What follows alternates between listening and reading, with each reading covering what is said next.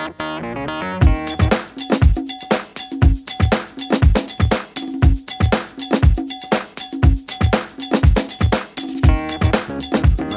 William Hassan Moulaye, vous êtes auditeur militaire de Rutshuru. Bonjour messieurs. Nous venons de participer à un atelier sur l'élaboration de procès et la traçabilité des objets saisis. Que pouvons-nous retenir de votre intervention dans cet atelier? Merci beaucoup de la question, monsieur le journaliste.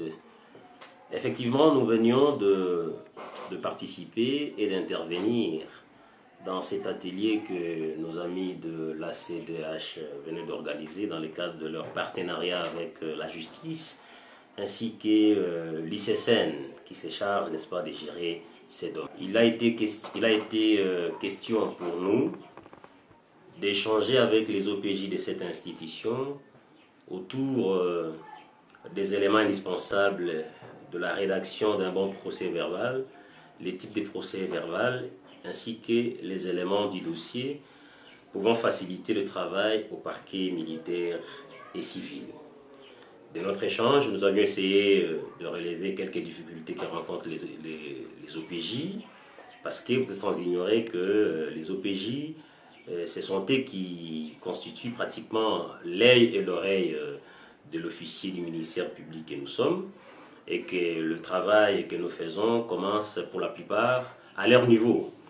Et dans le travail à faire par les OPJ, il y a beaucoup de difficultés, notamment dans la rédaction, n'est-ce pas, des procès-verbaux. Alors nous avions essayé de partager avec ces OPJ qui nous ont exposé certaines difficultés qu'ils rencontrent. Nous avions essayé, pour notre part, de leur rappeler certains principes qui gouvernent, n'est-ce pas, disons, leur profession d'officier de police judiciaire. Notre échange était très fructueux. Il y a eu quelques recommandations dans les chefs des OPJ et nous avions aussi essayé un peu de les éclairer autour des différentes difficultés qu'ils rencontrent dans l'exercice de leur profession, quoi. Voilà. Vous parlez des OPJ.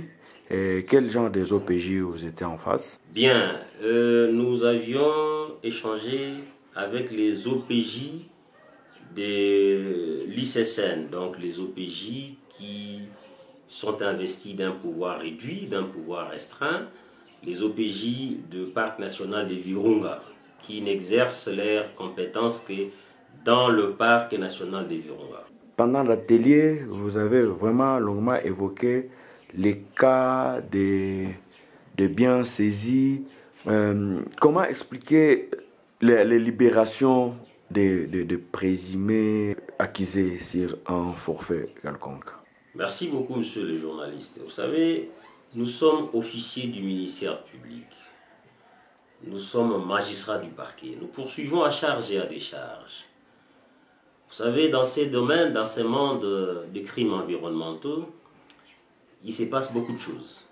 Alors, lorsque la population, particulièrement de Rutshuru, qui a tendance à penser que l'auditorat ou le magistrat du parquet ne fait que libérer le présumé auteur des différentes infractions, notamment les crimes environnementaux, mais cette population ne se rend pas compte des exigences de la loi. Il y a une certaine procédure que nous observons dans l'exercice de notre profession, n'est-ce pas, disons, de magistrat. Lorsqu'un officier de police judiciaire dresse un procès verbal qui ne rencontre pas tous les éléments requis par la loi, lorsqu'il n'apporte pas de preuves suffisantes pouvant aboutir à la condamnation de l'infracteur, monsieur le journaliste, la logique est simple. Cette personne, au nom de l'honnêteté scientifique, au nom du respect de la légalité, nous ne pouvons pas maintenir une telle personne en détention. Voilà pourquoi nous avions même, disons, relevé dans nos interventions que ces genres d'activités, ces genres d'ateliers s'avèrent quand même, disons, d'une importance capitale dans la mesure où ces OPJ doivent remonter leur niveau pour demeurer dans le strict respect de la loi. et qu'au travers des actes qu'ils posent, ils doivent, n'est-ce pas, approfondir les enquêtes de manière à pouvoir réunir tous les éléments susceptibles, n'est-ce pas, disons, à conduire à la condamnation d'un infracteur ou d'un auteur d'une infraction, hein, donc crimes environnementaux ou d'autres infractions, hein, n'est-ce pas? Voilà. Donc ce qui fait, si une personne, l'auteur d'une infraction qui est arrêté par un OPJ de l'ICSN dans le parc national de Virunga, qui est conduit par des vernes, et qu'au vu, n'est-ce pas, disons, de son procès verbal, les éléments que l'officier de police judiciaire a accouchés dans son procès verbal ne prouvent pas ou ne réunit pas les conditions nécessaires, n'est-ce pas, à pouvoir réunir cette infraction-là. Mais écoutez, pourquoi doit-on arrêter un monsieur dont l'indice de culpabilité n'est pas dégagé dans le procès verbal de l'officier de police judiciaire? Donc la conséquence est que cette personne devra être libérée. Il est vrai que les actes posés par ces OPJ, eh ben, nous en tant qu'officiers du ministère public, parce qu'ils les posent en délégation de notre pouvoir, ça appartient à nous d'approfondir. Mais lorsque nous approfondissons et que nous nous rendons compte que voilà, les faits ne sont pas établis ou qu'il n'y a pas d'indice de culpabilité de ces personnes, la conséquence est que la personne doit être remise en liberté. Alors, quel conseil vous allez donner en amont et en aval et à la population, mais aussi aux OPJ par rapport à l'élaboration des PV, mais aussi par rapport à tout ce que nous sommes en train de décrire ces derniers temps, au sujet des libérations et aussi sur des crimes, surtout environnementaux? Bon, vous savez, monsieur le journaliste, nous, magistrats du parquet, nous faisons notre part. Nous faisons notre part du travail.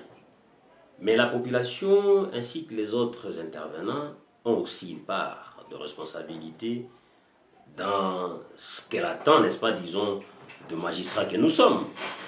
Voyez-vous, d'abord, il appartient aux OPJ.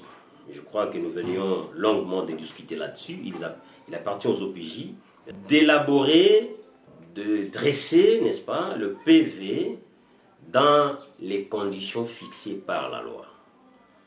Vous êtes sans ignorer qu'il y a une loi, donc c'est la loi numéro 78-289 du 3 juillet 1978 qui est d'application. Et dans cette loi qui est relative à l'exercice et attribution des officiers de police judiciaire, nous avons exhorté les officiers de police judiciaire de l'ICSN de s'approprier de cette loi-là, parce que dans cette loi, il y a tout. Et lorsque ils exercent, n'est-ce pas, disons, leurs fonctions en respectant l'esprit de cette loi, eh bien, le travail sera facilité à notre niveau, la population pourra peut-être changer d'avis. Et à cette population qui crie à la longueur de journée, qui nous accuse par moments à tort, cette population a tendance à s'abstenir, n'est-ce pas, de dénoncer les auteurs, les différents auteurs des différentes infractions. Lorsque nous sommes ici, vous êtes dans mon cabinet, nous ne sommes pas des magiciens. Nous n'avons pas cette faculté d'ubiquité pour nous dédoubler, voyez-vous. Lorsque la population dispose d'un certain nombre d'éléments, d'une certaine information en rapport avec une personne qui est interpellée devant un officier de police judiciaire, il appartient à cette population d'approcher les autorités judiciaires pour dénoncer. Et ceci permettrait, n'est-ce pas, disons, aux officiers de police judiciaire, aux magistrats du parquet que nous sommes, de réunir les éléments pouvant établir la culpabilité des auteurs de toutes ces infractions. Et on a tendance à critiquer, sinon à accuser l'auditorat, parce que dans la politique de l'ICSN, et au vu de réalité, parce que les crimes environnementaux, monsieur le journaliste, ne se commettent pour la plupart avec la participation des différents groupes armés qui, n'est-ce pas, disons, occupent l'espace protégé, donc le parc national. C'est ce qui fait que la plupart des cas, n'est-ce pas, disons, des auteurs des crimes environnementaux sont orientés à l'auditorat militaire parce que c'est en participation criminelle avec les groupes armés qui manipulent les armes que ces infractions-là se commettent. Donc nous demandons à la population, n'est-ce pas, de faire confiance à la justice, à l'auditorat militaire, de rapprocher l'autorité judiciaire, de rapprocher les OPJ, le magistrat, pour pouvoir dénoncer les différents auteurs des infractions afin que notre espace, le parc national de Virunga, soit protégé et que notre territoire de Rutshuru soit sécurisé. C'est seulement en cela que nous pouvons arriver à atteindre, n'est-ce pas, cet objectif qui consiste à assurer la sécurité et la paix publique. Et en entrant dans votre cabinet, nous voyons tout un camion plein de braises. Oui. Est-ce qu'on peut en connaître quelque chose et quel serait... Mais c'est ce que je vous ai dit, monsieur le journaliste. Vous savez, les crimes environnementaux se commettent en chaîne, voyez-vous.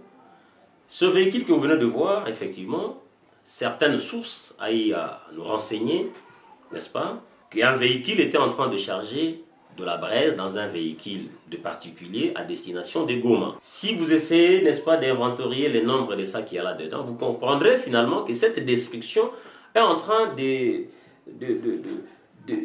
donner de la fortune à ces criminels environnementaux. Voyez-vous, si on nous dit ici, nous apprenons qu'un sac de braise issu du parc coûterait, je ne sais pas, aux environs de 35 $. Voyez-vous, si déjà dans ces camions-là, vous avez par exemple 100 sacs, faites 100 fois 35, comprenez déjà le montant que vous allez réunir, n'est-ce pas, pour un seul véhicule. Mais il y en a plein parfois qui nous échappent. Donc, nous devons décourager, monsieur le journaliste, nous devons décourager cette pratique car ça détruit notre environnement. Et cet argent-là retourne auprès, n'est-ce pas, disons, de ces groupes armés pour continuer à insécuriser la population. Et bien, raison pour laquelle nous sommes en train de sévir, dès lors qu'il est porté à notre connaissance, qu'il y a une cargaison de bois de chauffe, sinon de braise, ici du pain de vie. Monsieur le journaliste, nous saisissons et nous détruisons pour empêcher à ce que ces groupes armés ne puissent s'éterniser dans l'espace protégé. Major William Hassan Moulay, auditeur militaire de Rutshuru, notre rédaction vous remercie. Nous vous remercions, monsieur le journaliste.